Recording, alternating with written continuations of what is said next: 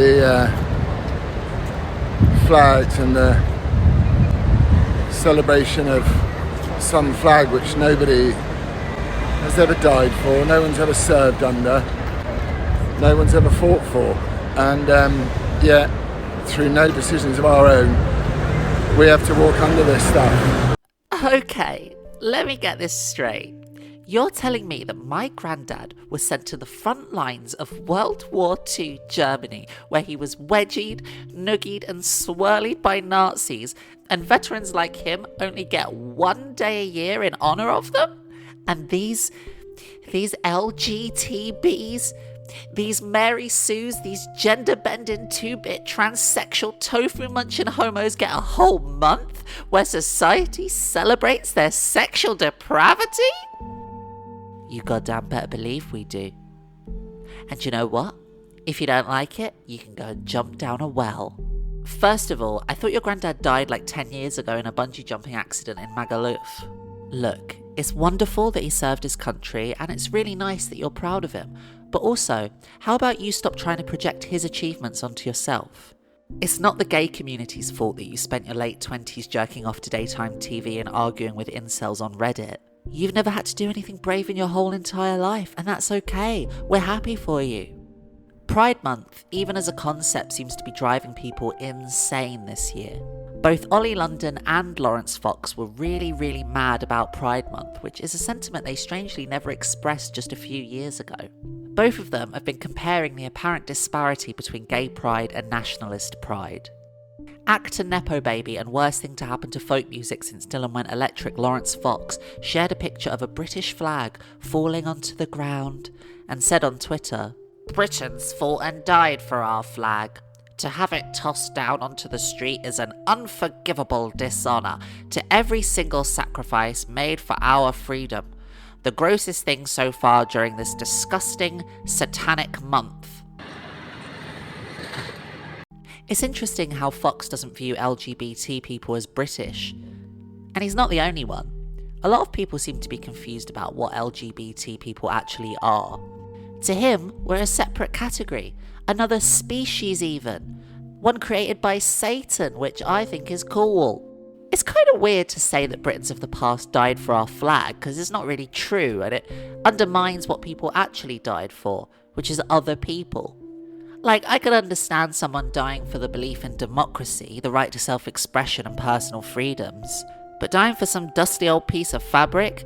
Get a grip, you flippin' flag shagger. Stop trying to shag that flag, you weirdo groomer deviant flag-shagging flag shagger. Always shagging flags all the time. Jealous, attention-seeking human melted ice cream Oli London had this to say.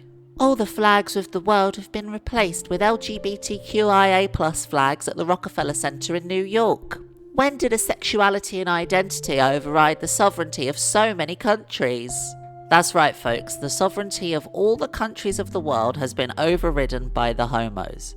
In fact, if you identify as LGBT, that means you can travel freely without a passport and you're officially exempt from the Geneva Convention, which means you can torture prisoners of war. We love to see social progress. Ollie, who thinks Republicans are his friends for some reason, has medically been proven to have a brain the size of an aphid's pussy. He's only upset because his community doesn't have its own flag. I'm talking about the stinky little goblin creature who lives in the sewer community flag. He can rest easy though, because I've gone ahead and made him one on Photoshop. In America, this vitriol against pride and its associated flags is even more toxic, if you can believe it. Which is confusing because it's not like the American flag doesn't get enough airtime in the States. Not only is it the actual law that every single house in America has to have a flag raised on their front porch, or else the entire family is gathered up and shot in the head on the front lawn, but kids are made to pledge allegiance to it 12 times a day at school. Hell, I even saw online that you can get a fleshlight with an American flag pattern on it. It's ubiquitous. To be fair, it must be really hard for apparent patriots who don't understand the concept of freedom even the tiniest little bit to have the attention taken off them for just a second. And another thing, I don't know why so many are attempting to separate gay and veterans so ardently. Being gay isn't something new. In fact, I heard a rumour that your granddad was gay. I heard that he was quite keen on sucking willies. And don't feel bad, you shouldn't think any less of the man. He still served his country. It just gets lonely in those trenches, and you know, what happens at war stays at war, even sucking willies. And if you don't think that any veterans were gay, then how do you explain war poetry? That stuff's gay as hell! WomanFace would like to wish you a happy Pride Month. Attention! Our borders are at risk. As I speak, literally billions of homosexual trannies from the country of Transganistan are invading our British borders in a caravan of queerness. The only way we can hope to stop them from eroding our British straight values is with brute force. So, a vote for me is a vote for government-sanctioned assassination of anyone who dares to challenge our British gender norms. I'm Jen Ives, and I want to serve you as Prime Minister. This message was paid for by the Laurence Fox Foundation for flag-shagging freaks. Like we're acknowledging it in some way. Like in some way it's been forced upon us. And the way I saw them throw down the Union Jack so callously the other night just goes to show what a conundrum this country is in.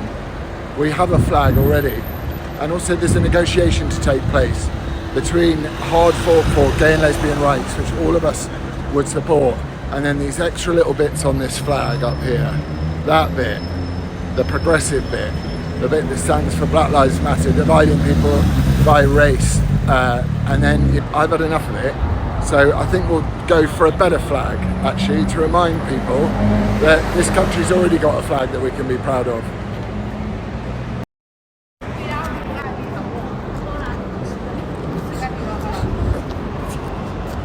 That's what we're proud of. Sick of being told that I've got to worship some ridiculous, pointless flag. Who said that this is something that we have to believe in? Unbelievable. It wants to divide us down racial lines, sexual lines, it wants to divide us down everything. Absolute rubbish. I mean,